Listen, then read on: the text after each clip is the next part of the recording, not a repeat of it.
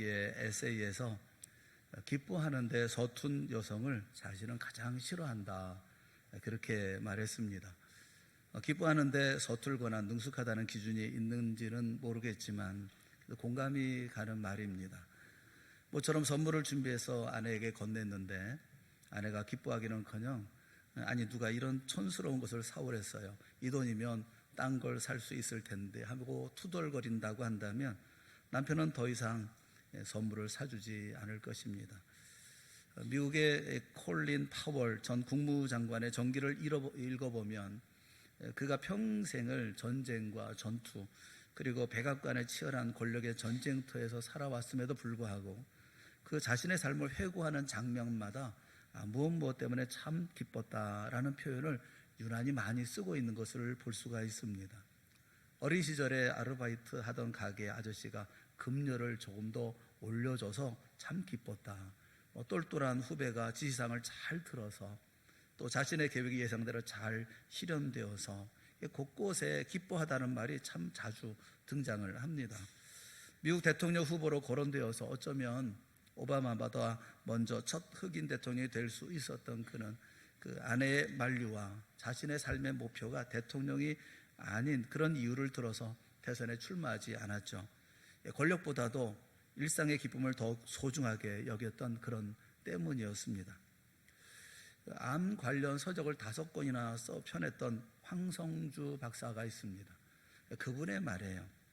그분이 이런 얘기를 했어요. 그분의 말이니까 신뢰할 수 있지 않을까 싶어요. 정신박약아와 정신질환자들은 어떤 암에도 안 걸립니다. 정신박약아는 거의 스트레스를 받지 않고 정신질환자는 일반인과 아예 다른 정신적 시스템으로 살아가기 때문입니다 라고 말합니다. 암이라고 하는 것은 몸이 무너지기 전에 정신적 시스템이 먼저 무너지고 이런 정신적 시스템의 붕괴가 면역 기능을 현저하게 떨어뜨려서 암 발생의 방아쇠 역할을 한다는 거죠. 암은 유전적인 이유가 가장 크고 담배라든가 이런 외적인 환경도 중요하지만 가장 중요한 것은 마음이라고 그럽니다.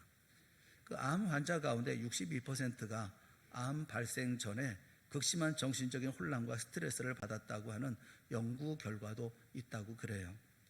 또 암에 걸린 후에도 암 자체가 아니라 공포와 자포자기 등 다른 이유로 그 병이 더욱 악화된다는 것입니다. 해피데이 전도 잔치는 그 이름 그대로 행복한 이들의 잔치를 말합니다. 하나님의 행복한 잔치, 그리고 성도들의 행복한 잔치, 이것을 찾는 모든 이들의 행복한 잔치를 말합니다. 자, 이 잔치를 준비하는 여러분들은 행복하십니까? 이 사마리아 수가라고 하는 동네에 큰 잔치가 벌어집니다. 예수님이 오셔서 이런 큰 잔치가 벌어지죠. 그런데 그 이전에 예수님이 만난 이 여인은 전혀 행복하지 않았던 여인으로부터 이 만남은 시작이 되어집니다. 행복과는 아주 거리가 멀었던 여인이었죠. 그런 그녀를 예수님이 찾아오셔서 이 여인을 여인만 아니라 온 동네를 잔치로 이끌어 가셨습니다. 행복한 자리로 이끌어 가셨습니다. 그래서 오늘 본문의 말씀을 보면서 예수님과 이 한 여인의 만남을 우리가 찬찬히 살펴보는 것이 필요하겠다는 생각이 들어요. 첫째, 우리가 생각해 볼 것은 예수님은 모든 장벽을 깨뜨리는 분이라고 하는 것을 우리가 말씀을 통해서 볼 수가 있습니다. 예수님은 유대를 떠나서 갈릴리로 가시면서 그 사마리아 땅 수가라고 하는 동네를 지나가시면서 한 여인을 만나십니다. 여기에는 2가지 장벽이 있어요. 하나는 사마리아 땅이라는 장벽이 있고 또 하나는 여자라고 하는 장벽이 있습니다. 사마리아는 나쁜 사람들을 대표하는 그런 이름이에요. 사마리아는 유대인의 피의 순수성을 잃은 그런 지역이었기 때문에 그렇습니다. 아수르와 유대인의 혼혈로 생긴 민족이 이 사마리아인이었습니다. 그래서 유대인은 사마리아 사람들을 멸시했고 사생아 취급을 했습니다. 느헤미야와 에스라가 바벨론에 포로되었던 이스라엘 백성들을 이끌고 예루살렘으로 돌아와서 성전을 재건하려고 했을 때 이 사마리아 사람들이 이방인들과 서로 짜고 이 성전 재건하는 일을 방해했었던 일이 있었죠.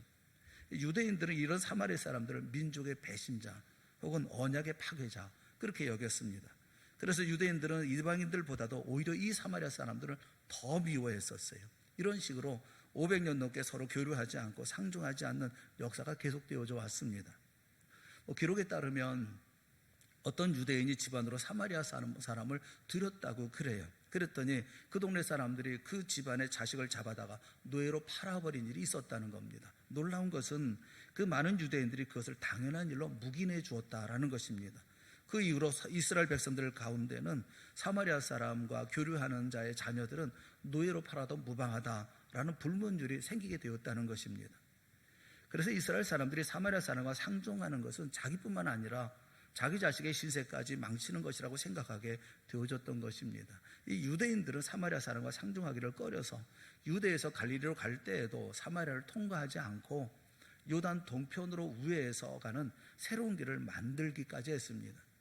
예수님 당시 사마리아에 대한 평판과 인식은 바로 이와 같은 큰 장벽이 있는 그런 지역이 사마리아 지역이었다는 겁니다. 그리고 유대인들에게 또 하나의 큰 장벽이 존재하는데 그것은 여인이었어요. 아담과 하와가 하나님께 반역함으로 에덴 동산에서 쫓겨나게 되었습니다. 그 이후에 더 큰 피해를 본 것은 남자가 아니라 여자였습니다.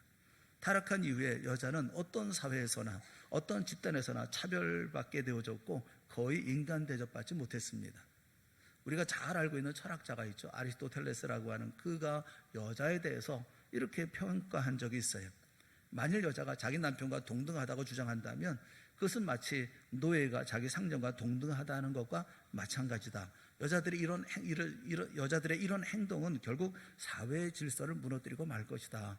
이것이 서양 철학자들의 스승으로 여기고 있는 아리스토텔레스의 여자들에 대한 평가예요. 유대 남자들은 하루에 3번씩 반복하는 그런 기도를 하는데 그 기도문 가운데 제일 마지막에 감사 기도가 있습니다.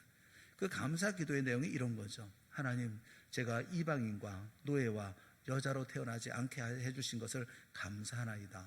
그러니까 이만큼 유대인들은 여자와 아이들을 수혜치지도 않았습니다. 이것이 예수님 당시 여성과 남성 사이에 있었던 아주 큰 장벽이었다는 겁니다.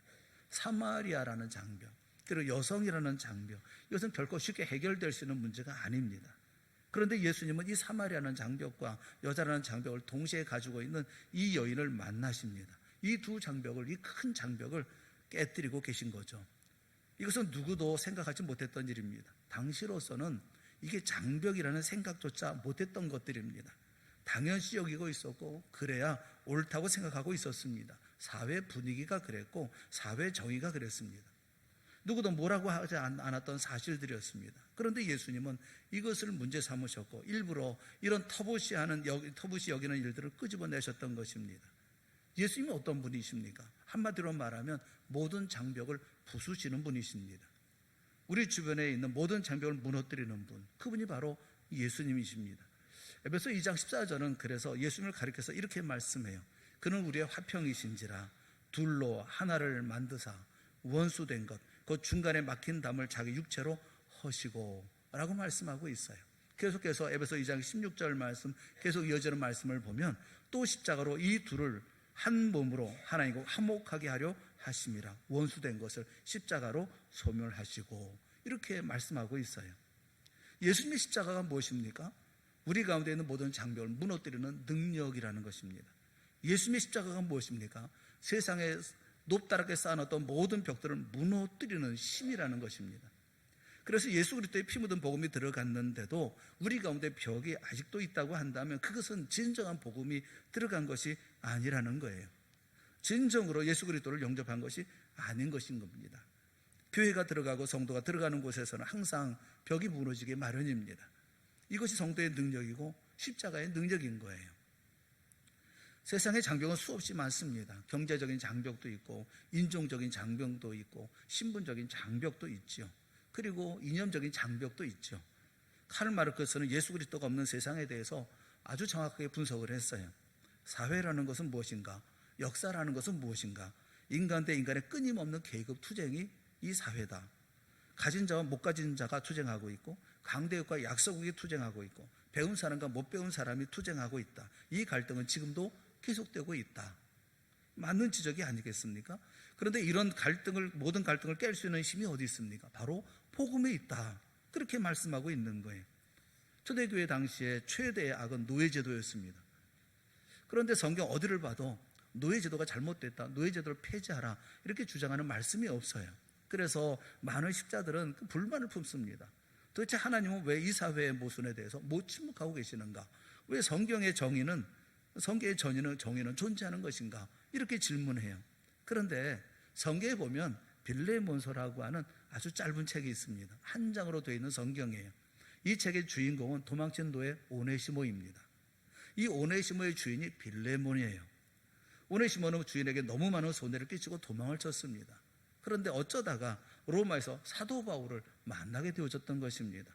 사도 바울을 만나서 예수님을 영접하게 되어지고 회심하게 되어지고 또 하나님의 자녀가 되었습니다. 바울은 이 오네시모를 굉장히 사랑을 했어요. 바울이 오네시모를 빌레몬서를 쓰면서 오네시모를 어떻게 표현하고 있느냐 하면 이런 식으로 표현해요. 내가 갇힌 중에서 낳은 아들 오네시모 이렇게 표현합니다. 자신의 아들, 노예였어요. 도망친 노예. 그런데 자신의 아들 오네시모는 갇힌 중에 낳은 아들 이렇게 얘기를 합니다. 그리고 오네시모의 주인인 빌레몬에게 노예가 잘못되었어, 그러므로 당장 오네시모로 해방시키시오 이렇게 말하지 않습니다. 빌레몬서를 읽어보면 이렇게 말씀을 하고 있어요. 사랑하는 빌레몬에게 이 편지를 씁니다. 당신에게 내가 오네시모를 돌려보냅니다. 오네시모가 빚진 것은 내가 다 갚아주겠습니다. 그런데 한 가지 말하고 싶은 것은 오네시모는 변화되었습니다. 복음을 받아들이고 하나님의 자녀가 되었습니다. 그러므로 더 이상 이 오네시모를 당신의 종으로 볼 것이 아니라 그리스도 안에서 형제로 받아들이기를 원합니다. 이렇게 썼어요. 결국 십자가 안에서 빌레몬과 오네시모 사이에 주인과 종의 관계가 아니라 형제의 관계가 되어졌다는 것을 알려주고 있는 거예요. 이제는 더 이상 주인도 아니고 노예도 아닌 것입니다. 예수 그리스도의 십자가의 힘이 여기에 있는 거예요. 형제의식이 생기기 때문에 벽은 자연히 무너지는 것입니다. 예수 안에 우리가 다 하나라는 사실을 우리가 알기 때문에 모든 벽은 다 무너지는 거예요. 그럼 왜 우리 가운데 이 벽은 무너지지 않고 버티고 있는 것일까요? 복음으로 내가 깨지지 않았기 때문이 아닙니까? 형제의식이 없기 때문에, 가족이라는 의식이 없기 때문에, 십자가의 사랑을 외면하기 때문에 벽들이 무너지지 않고 있는 것이 아니겠어요? 우리 모두가 다 십자가의 복음, 이 십자가의 복음으로 우리 가운데 반드시 제거되어야 할 모든 벽들을 깰 수 있는 이런 권능의 사람들이 되어질 수 있기를 주님의 이름으로 축원합니다. 이게 복음의 능력이거든요. 나중에 어떤 일이 벌어집니까? 빌레몬과 오네시모 사이에 있었던 벽이 다 깨져버리고 말았죠. 신분의 차별, 가지고 있는 부와 가난의 모든 차별이 다 깨집니다. 복음 안에서, 그리스도의 복음 안에서, 예수 그리스도의 십자가 안에서 한 형제로서 같이 믿음의 삶을 살아가는 것이죠. 예수님은 모든 장벽을 깨뜨리는 분입니다. 예수 그리스도의 피 묻은 복음이 들어가는 곳마다 모든 장벽이 무너졌어요. 경제적인 장벽, 인종의 장벽, 신분의 장벽, 모든 갈등의 장벽이 깨졌습니다. 믿음 안에서 공유하는 형제의식이 교회를 하나 되게 하기 때문에 그래요. 여기 잔치에 이르기 전에 먼저 있었던 일은 하나가 되어짐이 먼저였습니다. 새롭게 된 영적인 시각 없이 하나 되면 불가능한 것이죠. 우리가 한번 다시 생각해 볼 것은 그러면 구체적으로 어떻게 우리 안의 장벽이 무너지는가라는 거예요. 그러면 어떻게? 그냥 예수님께서 만났을 때 모든 장벽을 무너뜨리고 들어가셨다. 그것이 전부인가? 그래서 이게 하나가 되어진 것인가? 그런데 우리가 어떻게 이 장벽을 무너뜨릴 것인가? 라는 것을 두 번째 생각을 해보려고 그래요. 성령의 사역은 두 가지 사역이 있습니다. 하나는 외적인 사역이 있고 또 하나는 내적인 사역이 있어요. 외적인 사역이란 그 능력이, 성령의 능력이 나타나서 모든 질병도 몰아내고 또 귀신을 쫓아내는 어떤 마귀의 능력을 멸하는 악한 영과의 싸움에서 이기는 어떤 외적인 사역이 있습니다. 또 하나 내적인 사역이 있어요. 우리의 심령이 변화되어서 우리 안에 예수 그리스도의 모습이 드러나게 하는 것이죠. 그게 성령의 열매를 맺게 만드는 거예요. 바로 성령의 내적인 사역인 것이죠. 이것이 교회를 하나 되게 하는 것입니다. 중세 때만 해도 성직자와 평신도 사이에는 엄청난 벽이 있었습니다. 서로 접근할 수 없는 그런 벽이 있었어요. 종교개혁이 뭡니까? 성직자와 평신도의 벽을 없애는 거예요. 모든 사람이 다 그리스도 안에서 제사장이다 라고 만인 제사장을 외쳤던 것입니다. 그리고 난 다음에 어떤 일이 벌어집니까? 성직자와 평신도의 벽이 깨어지고 교회가 살아나기 시작했죠. 벽이 무너질 때 진정한 부흥이 나타나는 거예요. 웨슬리가 일으킨 부흥의 특징이 무엇입니까? 당시에는 교회가 부자들에게만 복음을 증거했어요. 깨끗한 사람, 또 웬만큼 사는 사람들만 교회에 갈 수가 있었어요. 웨슬레는 이것을 보면서 가슴 아파했습니다. 진정한 교회 모습은 아닐 거라고 생각을 했어요. 그래서 복음을 들고 그가 찾아갔던 것이 광산이었습니다.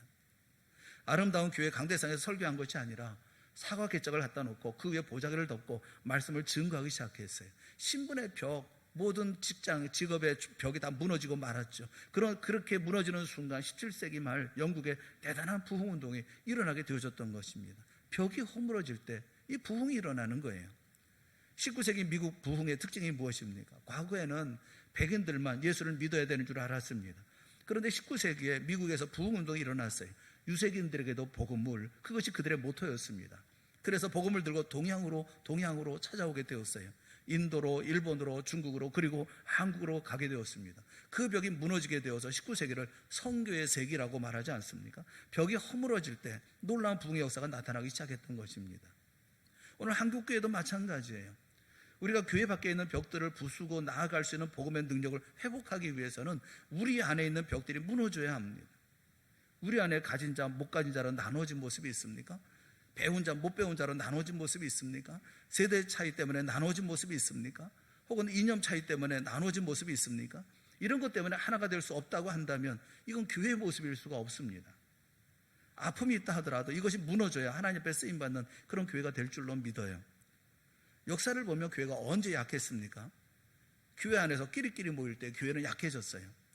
배운 사람은 배운 사람끼리 모이고 부자는 부자끼리 모이고 그럴 때 교회의 영광을 다 잃어버렸어요. 라오디게아 교회가 어떤 교회였습니까? 부자들만 모이는 교회였어요. 그러자 하나님이 토하여 내치겠다고 말씀하십니다. 유럽의 귀족 교회들은 다 문을 닫았습니다. 하나님의 영광이 떠나면 이가복 교회가 되어져 버릴 수밖에 없어요. 사무엘상 4장에 제사장 엘리의 아들인 비느하스의 아내가 해산할 때 전쟁에서 하나님의 교회 법궤를 빼앗겼다는 소식, 그리고 시아버지와 그리고 남편이 죽었다는 소식을 듣고 아들을 낳고 그 이름을 이가봇이라고 짓습니다. 하나님의 영광이 이스라엘에게서 떠났다라는 거예요. 여러분, 참된 교회의 모델이 무엇이겠습니까? 모든 계층이 그리스도 안에서 하나가 되고 나이에 상관없이, 지역에 상관없이 모든 사람이 다 그리스도의 십자가 앞에 하나 되는 것, 그게 교회의 모습이 아니겠어요? 어떻게 하면 복음 안에 하나가 될 수 있을까요? 접근 방법이 잘못된 거예요. 우리가 교회에서 하나가 될 수 있는 길은 정말 아주 간단합니다. 그것은 우리 모두가 다 십자가 앞에서 죄인으로 서로 만나야 한다는 거예요. 왜 우리는 부자로 만납니까? 왜 우리는 배운 자로 만납니까? 왜 나는 힘이 있는 자로 만납니까? 내가 부자로 나오고 내가 배운 자로 나오고 내가 명예가 있는 자로 나오고 내가 힘이 있는 자로 나오니까 나누고 가르고 패거리가 되지 않습니까? 사랑하는 여러분, 그리스도 안에서 우리 모두는 한 사람도 예외 없이 전부 다 죄인이에요. 죄인으로 나와야 하나가 될 수 있는 거예요. 우리가 다 변화받아야 할 죄인이라는 것을 깨닫고 모든 성도들이 다 같이 죄인으로 나와서 오직 예수 그리스도의 십자가의 보혈이 아니면 내 죄가 씻겨질 길이 없습니다라고 고백해야 되는 거예요. 큰 죄인 복받아 살 길을 얻었네. 한없이 넓고 큰 은혜 베풀어 주소서. 내가 주께로 지금 가오니 십자가의 보혈로 날 씻어주소서. 늘 기도하며 만나야 되는 것이 아니겠어요? 그럴 때 우리가 진정으로 주님 앞에 바로 서게 되어지는 것입니다. 그럴 때 우리 사이의 모든 벽들이 무너지게 되어지는 거죠. 우리는 이 죄인의식을 가지고 또 다른 죄인들에게 예수 그리스도의 십자가를 증거하는 거예요. 그게 전도예요. 그래서 하나 되는 심으로 세상에 생명을 전하고 평화를 전하는 주의 백성이 되어줘야 한다는 겁니다. 그리스도의 향기가 나야 크리스찬이 아니겠어요? 주님이 모든 벽을 개의치 않으시고 다 깨뜨리셨다고 한다면 우리 역시도 주님처럼 모든 장애를 넘어서서 앞을 향해 질주하는 인생이 되어야 마땅하지 않습니까? 그런데 웬 벽이 우리에게 이렇게 많습니까? 무슨 불평이 그렇게 많고 아직도 무슨 자존심 타령을 하고 있습니까? 누구는 더 사랑받네, 누구는 덜 사랑받네, 뭐 이런 생각들은 다 시대착오적인 생각이 아니겠어요? 그 글들 가운데 보면 적은 내 아내라는 글이 있어요. 집안이 나쁘다고 탓하지 말라. 나는 9살 때 아버지를 잃고 마을에서 쫓겨났다. 가난하다고 말하지 말라. 나는 들쥐를 잡아먹으며 연명했고 목숨을 건 전쟁이 내 직업이고 일이었다. 작은 나라에서 태어났다고 말하지 말라. 그림자 말고는 친구도 없고 병사로만 10만이었던 백성은 어린애와 노인까지 합쳐 200만도 되지 않았다. 배운 게 없다고 힘이 없다고 탓하지 말라. 나는 내 이름도 쓸 줄 몰랐으나 남의 말에 귀 기울이면서 현명해지는 법을 배웠다. 너무 막막하다고 그래서 포기해야겠다고 말하지 말라. 나는 목에 칼을 쓰고도 탈출했고 뺨에 화살을 맞고 죽었다가 살아나기도 했다. 적은 밖에 있는 것이 아니라 내 안에 있다. 나는 내게 거추장스러운 것은 모두 없애버렸다. 나를 극복하는 그 순간 나는 징기스칸이 되었다. 여러분, 한 인간도 스스로의 힘으로 버티고 일어났다고 한다면, 여러분, 주님의 보혈의 능력을 의지하며 살아가는 성도들이 그만 못해서야 말이 되겠습니까? 우리의 문제가 뭐예요? 남들보다 더 센 자존심입니까? 비교의식의 열등감입니까? 아니면 자조적인 자괴감입니까? 성공학의 대가인 그 지글러는 이런 충고를 했어요. 얼굴을 들어 태양을 보라. 그리하면 그림자는 뒤로 물러갈 것이다. 그림자를 앞에 두지 말라는 거예요. 그림자는 뒤로 물러가는 거 아니겠어요? 성령의 사역에는 외적 사역이고 내적 사역이 있어요. 외적 사역이라고 하는 것은 능력이 외부로 나타나는 이런 놀라운 역사, 또 주님의 놀라운 역사가 있죠. 반면에 내적 사역은, 이런 사역은 우리의 심령이 변화되어서 예수님의 모습이 드러나게 되어진다는 거예요. 아무리 많은 능력을 행한다 하더라도 그리스도의 향기가 없다고 한다면, 성령의 열매가 맺히지 않는다고 한다면, 그러면 그것이 어떻게 하나가 될 수가 있으며 어떻게 우리가 말씀을 전할 수가 있겠어요? 십자가 앞에 죄인으로 나온다면 우리는 그에게서 예수 그리스도의 향기를 맡을 수가 있고 그 앞에 모든 벽은 무너지는 놀라운 역사를 경험하게 되어질 줄로 믿습니다. 자신이 가지고 있는 어떤 것이 아니라 나는 예수 그리스도로 말미암아 구원받아야 할 백성이라는 사실을 다시 한번 깊이 묵상하고 생각하고 나 자신을, 내가 죄인이라는 사실을 다시 한번 뼈저리게 깨닫고 그리고 나아갈 때, 그때 모든 벽은 무너지고 그 모든 벽을 넘어서 하나가 될 수 있는 일이 생기는 거 아니겠어요? 그래서 우리 모두가 해야 될 일이 뭐냐면 함께 생수를 들이켜야 된다는 거예요. 함께 생수를 마셔야 된다는 거예요. 저들을 구원의 길로 인도하는 것도 중요한 일이겠지만 내가 먼저 함께, 이 일이 먼저여야 된다는 거예요. 오늘 본문의 여인은 목말라 합니다. 이 목마른 여인에게 예수님께서 찾아오셔서 목마름의 문제를 해결해 주셨어요. 워렌 위어스비라고 하는 미국의 유명한 강해 설교가가 있는데 현대의 교회를 묘사하면서 이런 예를 들었어요. 현대의 교회가 어떤 것이냐 하면서 예를 들어 설명을 했습니다. 성도님들 목마르시죠? 하면서 그림 한 장을 보여준다는 거예요. 아주 멋진 컵에 들어있는 생수 한 장을 보여주면서 이것이 바로 다이아몬드 생수입니다. 여러분, 이것을 마시면 얼마나 시원한 줄 아십니까? 또 한 장의 그림을 보여줍니다. 이것은 프랑스산 에비앙 생수입니다. 이걸 마시면 오장육부가 시원하게 찢겨져 내려갑니다. 또 한 장의 그림을 보여주면서 이것은 샘물입니다. 7수에서 퍼온 샘물입니다. 이걸 마시기만 하면 우리 속이 다 깨끗해집니다. 라고 말합니다. 문제는 계속 그런 이야기만 한다는 거예요. 사진만 보여줘, 그림만 보여준다는 거예요. 이 말씀을 듣는 성도들이 원하는 게 뭡니까? 성도들은 한 잔 마셔보자는 거예요. 그러면 한 잔 마셔봅시다 얘기하면 오늘 설교 끝하고 끝난다는 거예요. 무슨 이야기겠어요? 계속 그림만 보여주고 실제는 보여주지 않고 겉도는 말만 하고 있는 교회가 되었다. 이게 현대 교회의 특징이다 라고 얘기하고 있는 거예요. 여러분, 이게 우리의 문제라고 얘기하는데 이게 목사의 설교, 그 다음에 성도들의 갈급함에 이런 문제만 얘기하는 것입니까? 그렇지 않아요. 이것이 교회와 세상 사이의 문제라는 거예요. 교회는 끊임없이 그림만 보여준다는 거예요. 한 컵의 물, 시원한 물을 대접하고 그들을 시원하게 하는 것이 아니라 늘 이것만 보여준다는 거예요. 전도자와 전도 대상자와의 사이의 문제도 마치 이와 같다는 거예요. 맨날 그림만 보여준다는 거예요. 교회 나오면, 교회 오면, 교회에 있으면, 또 좀 예수님 앞에 오면. 여러분, 사마리아 여인에게도 목마름의 문제가 있었어요. 이 여인은 알 것도 다 알고 있는 그런 여인 아니었습니까? 예배 문제도 들먹이고 있었고 메시아가 와야 한다는 문제도 다 알고 있었어요. 이 우물의 역사적인 배경이 어떤 건지 다 알고 있습니다. 듣기는 들어서 지식적으로는 다 알고 있지만 여전히 목마른 현대인의 모습과 다를 바가 없어요. 그런데 이 여인이 예수님께 묻습니다. 요한복음 4장 25절 말씀이에요. 요한복음 4장 25절에 있는 말씀 한번 다 같이 말씀을 보았으면 좋겠어요. 같이 봅시다. 시작. 여자가 이르되 메시아 곧 그리스도 하는 이가 오실 줄을 내가 아노니 그가 오시면 모든 것을 우리에게 알려주시리이다. 이런 갈급함이 있어요.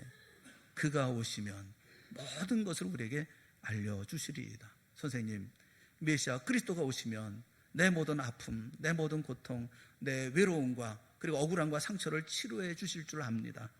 세상 모든 사람들의 멸시와 천대 속에 하루하루 삶을 힘겹게 이어가야만 하는 이유를 설명해 주실 줄 압니다. 제가 왜 살아야 하는지, 제가 왜 이 모든 고난을 견뎌야 하는지, 제가 왜 이 땅에 있어야 하는지, 메시아 그리스도가 오셔서 이 모든 것을 알게 해주실 줄 믿습니다.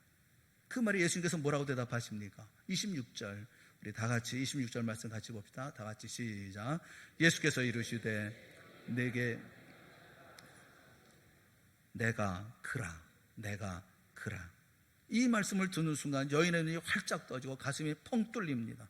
구원자이신 예수님께만 집중하자 모든 의문과 문제들이 호련히 다 사라져버리고 맙니다. 그의 온 마음에 가득한 생명의 기쁨과 감사가 넘칩니다. 그 다음 그 여인의 행동이 무엇입니까? 28절에 보면 여자가 물동이를 버려두고 동네로 들어가 사람들에게 이르되, 뭐라고 얘기합니까? 29절, 내가 행한 모든 일을 내게 말한 사람을 와서 보라. 이는 그리스도가 아니냐 하니, 나를 속속들이 다 아는, 나를 전부를 아는 그분이, 내게 말한 그분이 메시아가 아니고 그리스도가 아니고 누구냐? 그의 마음속에 기쁨이 있고 행복이 있어요. 나를 다 아시는 분, 내가 슬퍼하고 내가 안타까워하고 내가 속상해하고 내가 힘들어하고 삶의 이유를 찾지 못할 때 이 모든 걸 아시는 그분을 내가 만났는데 그분이 그리스도. 어느 분이 얘기를 하면서 그 상호가 반석인데, 반석이라는 이름 설교 시간에 들으면 막 설렌다, 막 설렌다, 그런 말씀을 하셔요. 들으면서 참 많이 반성을 했어요. 저분은 반석이라는 자기 가게 상호, 그 일을 하고 있는 그 가게의 상호죠. 상호의 이름만 들어도 설레면 예수라는 이름을 들으면 얼마나 그 마음에 뜨거워질까, 그런 마음이 들더라고요. 예수님, 그 얘기만 들으면 마음이 설레고, 설레는 마음, 이런 마음을 가지고 그 기쁘게 전할 때 그게 잔치가 되어지는 게 아니겠어요? 여기 42절 말씀을 봤으면 좋겠어요. 42절 말씀에 마을 사람들이 얘기하면 다 같이 봅시다. 시작. 그 여자에게 말하되 이제 우리가 믿는 것은 내 말로 인함이 아니니 이는 우리가 친히 듣고 그가 참으로 세상의 구주신 줄을 알미라 하였더라. 마을 모든 사람이 우리가 친히 듣고 그가 참으로 세상의 구주신 줄 알미라. 사마리아 수가라는 동네에 잔치가 벌어졌습니다. 메시아이신 예수 그리스도로 말미암아 벌어진 생명의 잔치입니다. 이런 잔치가 우리 동산교회와 이 철산동에도 벌어질 수 있기를 주님의 이름으로 축원합니다. 고독하고 외로웠던 한 여인이 마침내 예수 그리스도를 만납니다. 모든 갈증을 해소합니다. 그리고 그가 만난 예수 그리스도를 외칩니다. 그러자 모든 장벽이 무너집니다. 이것이 수가성에 있었던 그런 일들이에요. 저는 이런 일들이 우리 교회에도 우리의 삶 가운데 이루어질 수 있기를 주님의 이름으로 축원합니다. 우리는 먼저 같이 주 앞에 있어야 돼요. 죄인으로서 있어야 돼요. 그리고 그의 주님을 만나고 그 가운데 얻어지는 그 기쁨과 즐거움과 설렘이 있어야 돼요. 그 설렘을 가지고 가서 말씀을 전하는 거예요. 그럴 때 내 가정이, 그리고 내 이웃들 모두가 다 이런 잔치자리 가운데 참여하게 되어지는 것이 아니겠어요? 사랑하는 여러분, 여러분에게 이런 기쁨이 있습니까? 이런 행복이 있습니까? 이런 설렘이 있습니까? 이런 마음으로 저들을 찾아서 말씀을 전하겠다는 마음이 있습니까? 스트레스 한가득 가지고 우리가 말씀을 전하면 되겠어요? 그리고 무슨 말씀이 전해질 수가 있겠어요? 여러분의 기쁨, 여러분의 생수를 드시고 생수를 먹고 얻어지는 그 행복함 속에서 우리가 말씀을 전할 때 그런 놀라운 역사가 저들에게도 일어날 수 있는 것이 아니겠습니까? 다시 한번 돌아보시고 내가 죄인임을 다시 한번 보고, 그리고 예수님께서 모든 벽을 다 깨뜨리셨던 것처럼 내 안에 있는 모든 벽도 깨고 그와의 모든 관계 속의 벽들을 다 깨버리고, 그리고 그들을 향해서 함께 예수 그리스도에게로 나아가는 잔치의 자리로 나아갈 수 있는, 정말 해피데이 전도 잔치의 자리로 만들어갈 수 있는 우리 모두가 다 되어질 수 있기를 주님의 이름으로 축원합니다. 좋은 믿음의 역사를 만들어 갑시다. 기왕에 되어지는 일이라고 하면 힘다해서 주의 나라 만들어 가야 되지 않겠어요? 귀한 성도들 현명하고 지혜롭고 믿음 있고 또 그리고 능력 있고 힘 있게 이런 예수님이 함께 하셔서 벌였던 사마리아 땅의 수가성의 잔치처럼 오늘 동산교회도 이런 잔치가 이루어질 수 있기를 주님의 이름으로 축원합니다. 함께 기도하겠습니다. 사랑의 하나님 아버지, 하나님의 은혜를 간절히 간구합니다. 우리가 말씀을 전하며 예수 그리스도의 십자가의 복음을 전하기를 원합니다. 아무것도 한 것도 없이, 아무런 뜨거움도 없이, 아무런 설렘도 없이, 행복도 기쁨도 없이 아무런 주님을 향해서 간절한 기도도 없이 우리가 이 일을 감당할 수는 없습니다. 성령이여, 우리 사랑하는 성도들의 마음속에 충만히 거하여 주셔서 그 설렘 속에서 기쁨으로 말씀을 전하는 우리 모두가 되게 하시고, 그 수가성의 기쁨이 우리가 만나는 기쁨이 되게 하여 주시옵시고, 수가성의 행복이 바로 우리의 가정의 행복이요, 우리 교회의 행복이요, 우리 한 건의 이웃의 행복이 되어지고, 우리 해피데이의 진정한 행복이 되어질 수 있도록 우리를 인도하여 주시옵소서.